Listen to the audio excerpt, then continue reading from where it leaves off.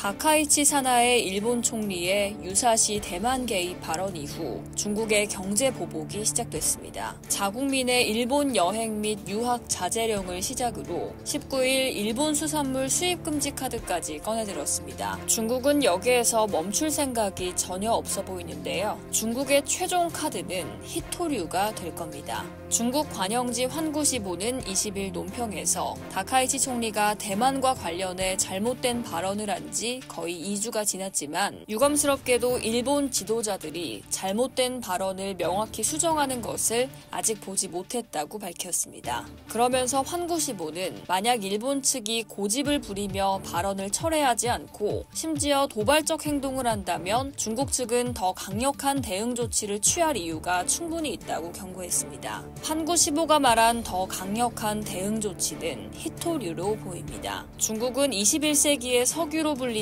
히토류를 전 세계 시장의 약 90% 이상 공급하고 있습니다. 반도체부터 방위산업에 이르기까지 꼭 필요한 히토류의 영향력은 클 수밖에 없습니다. 지난 2010년 9월에도 일본과 중국은 큰 갈등을 겪은 바 있습니다. 영토 분쟁 지역인 센카쿠 열도에서 일본이 조업 중인 중국 어선을 납포해 선장을 억류하며 갈등이 불거진 건데요. 이때도 중국은 관광 금지를 가장 먼저 꺼내들었습니다. 중국은 각 여행사들에게 일본 단체 관광 상품 판매를 중단할 것을 요구했습니다. 이어 일본 상품에 대한 수출 입품의 통관을 강화하는 등 보복을 강화했죠. 그럼에도 일본은 강경 자세를 유지했습니다. 중국과의 갈등이 좋지 않은 선례로 남을 수 있기 때문이었죠. 러시아와 북방 4개 섬을 놓고 영유권 분쟁을 벌이고 있는 일본 입장에서 중국의 맹공에 무릎을 꿇을 경우 러시아와의 이후 협상에서 불리한 입장에 놓일 수 있기 때문입니다. 하지만 일본은 중국의 히토류 카드에 굴복했습니다. 일본은 베트남 등 히토류 수입처를 다변화했지만 중국의 영향력에서 벗어나는 데는 실패했습니다. 일본 기업들의 중국 히토류 의존도가 90%를 넘어설 정도였기 때문입니다. 당시 아사히 신문은 중국이 하이브리드카 등 첨단 제품 생산에 필수적인 히토류 수출을 제한한 건 일본 산업의 생명줄을 차단한 것과 다름없다고 논평하기도 했습니다. 결국 일본은 사법주권 포기라는 여론의 비판을 감수하면서 중국 선장을 석방했습니다. 중국에 굴복한 거죠. 블룸버그는 다카이치 총리에게 위험은 중국이 예상보다 일본 경제와 기업에 더 큰 압박을 가할 경우 발생한다며 일본의 자동차 산업이 의존하는 핵심 광물 공급은 중국이 가진 확실한 통제 수단 중 하나라고 짚었습니다. 또 히토류를 추가로 무기화할 경우 도널드 트럼프 미국 대통령의 관심을 끌어 문제를 복잡하게 만들 수 있다고 진단했습니다. 이상 여의도TV였습니다.